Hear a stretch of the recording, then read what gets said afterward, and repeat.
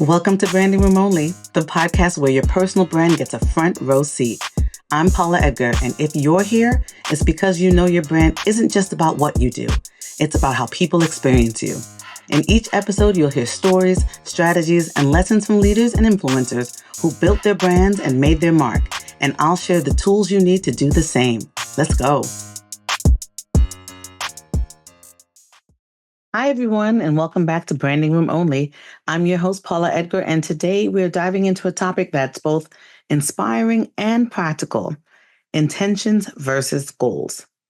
If you've ever set a goal that felt monumental, whether it was about advancing your career, building your brand, or even making a personal change, you know how exciting it can be. But you also know that sometimes, no matter how much effort you put in, things don't always go as planned. Here's the truth. While goals are important, it's often your intentions that give you the courage to keep going, the clarity to make the right choices, and the encouragement to see value in the journey, even when the destination feels far away. It's why I've been doing my intention and goal setting session for almost a decade now. So today we're going to explore what intentions and goals are and how they differ, why intentions are essential for building a strong personal brand, how to pair intentions with goals and create a powerhouse strategy, and finally, what to do when you don't achieve the goal. By the end of this episode, you'll have a fresh perspective on how to stay aligned, motivated, and purposeful, no matter where you are in your journey. So grab a notebook or maybe just that glass of wine or bourbon, and let's get into it. So let's begin with the basics. What is the difference between an intention and a goal? A goal is a specific, measurable outcome that you're striving for. It's the what. It's a tangible thing that you want to achieve. Think of it as the destination on your GPS. Remember SMART goals that we learned when we were doing pretty much anything. Example of goals are: I'm getting promoted to partner at your firm by the end of the year, publishing a thought leadership article in a major publication, landing 10 new clients for your business in the next 6 months. Those things are specific, measurable, actionable, relatable, reliable, and time bound. Now, an intention is different. It's a guiding principle or a mindset that helps shape how you pursue your goals. It's the why and how, the fuel that keeps you moving forward. So I want you to think of intentions as the energy that you bring to the journey. Some examples of intentions include: I want to show up authentically and add value to every conversation. I will focus on collaboration and mutual growth in my relationships. I want to embrace learning and resilience no matter what challenges arise, right? Again, it's like the covering for the goal. The difference is the goal is about the outcome and the intentions are about the journey and the process. The thing about it is that you can hit a goal and still feel unfulfilled if you didn't align with your intentions. And people don't talk about this a lot.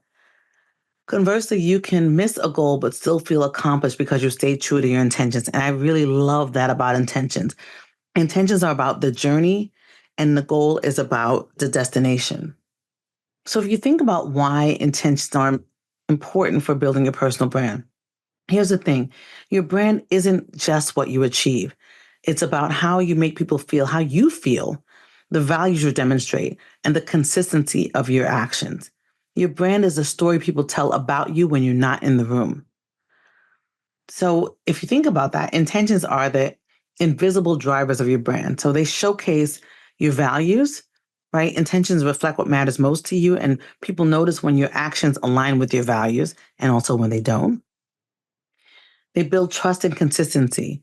When you are intentional, people can sense the authenticity behind your efforts, and those things strengthen your credibility. And also, intentions keep you grounded. In a world where external recognition and metrics can be overwhelming, intentions remind you to focus on what truly matters. For example, let's say your goal is to become a thought leader in your industry. Without an intention, you might focus solely on output, publishing articles, speaking at events, or growing your LinkedIn following.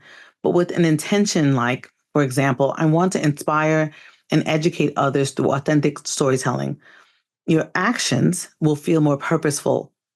Even if you don't immediately see the results you want, your audience will connect with the authenticity behind your work, and your brand will grow in a more meaningful way, right? It's not just the what you do, it's the how you do it. I think this is really where intentions shine. They give you encouragement along the way. I mean, I don't know about you, but I've had moments where I've set a big goal and I didn't quite hit it. And I feel like we've all been in those places. Maybe you wanted to hit a revenue target and a specific goal or complete a major project. When you fall short, it's easy to feel like you failed, but intentions can help you shift the narrative. And that's what I love about them. Let me give you an example. Imagine your goal is to land a board position in a nonprofit. So, along the way, your intention might be to build authentic relationships with key decision makers and to demonstrate your value as a thought leader. So, in that case, even if you don't get the board seat right away, your intention ensures that the journey was still meaningful, right? You're still building relationships, right? You're still demonstrating your value as a thought leader, even if you don't hit your actual goal. So, that gaining visibility in your field or learning valuable lessons about how to position yourself and your brand still is a win. With intentions, there is always a benefit. And I love that because there's a benefit even when the goal itself feels out of reach. Intentions remind you to celebrate and acknowledge the process, right? The connections you made, the courage it took to step out of your comfort zone, the lessons that you learned that will serve you in the future. You know, many of you know that I have been saying that I was going to write a book for a few years now, and that has been my goal and my intention. But really, for the first time, I think in this year, both of those things have lined up, right? That I'm acknowledging that I'm getting further in, deciding what my book is going to be about, coming up with the chapters, coming up with the outline, thinking about who I'm going to pitch to when I have my book outline ready, right? That means that I don't have the book yet, but the intentions are making me move towards my goal. So I want to think about how to combine your intentions and your goals to create a winning strategy. Here's what I recommend. As I mentioned before, you want to start with a SMART goal. What does that mean? SMART is specific, measurable, achievable, relevant, and time bound. An example of a SMART goal is I want to publish 3 articles in leading industry journals by the end of next year. So, right, specific, what, so achievable, and time bound. If you pair that with a clear intention, right, asking yourself, what mindset or energy do I want to bring to this goal? That might look like I want to write with authenticity and focus on sharing insights that empower others. So it's not just what that I'm going to write, but how I'm going to write it. And when you think about part 3 of the formula is tracking your progress, not perfection. Use your intention as a measure of success, even if you're not hitting every milestone perfectly. So here's an example. Last year, one of my goals was to host a sold out workshop series. My intention was to create a space where people felt seen, heard, and empowered. I did not sell out every session, but I received incredible feedback about the impact of the workshops so that my intention was fulfilled. And for me, that's what mattered most because those people will go and tell other people and will get me into spaces and places where I will have sold out workshops for series going forward. I think it's important when to think about what happens when goals don't go as planned. I mean, let's face it, not every goal will go as planned. And that doesn't mean that the effort was wasted. This is why I love intention so much. They help you to reframe what might look like a setback into a valuable learning experience.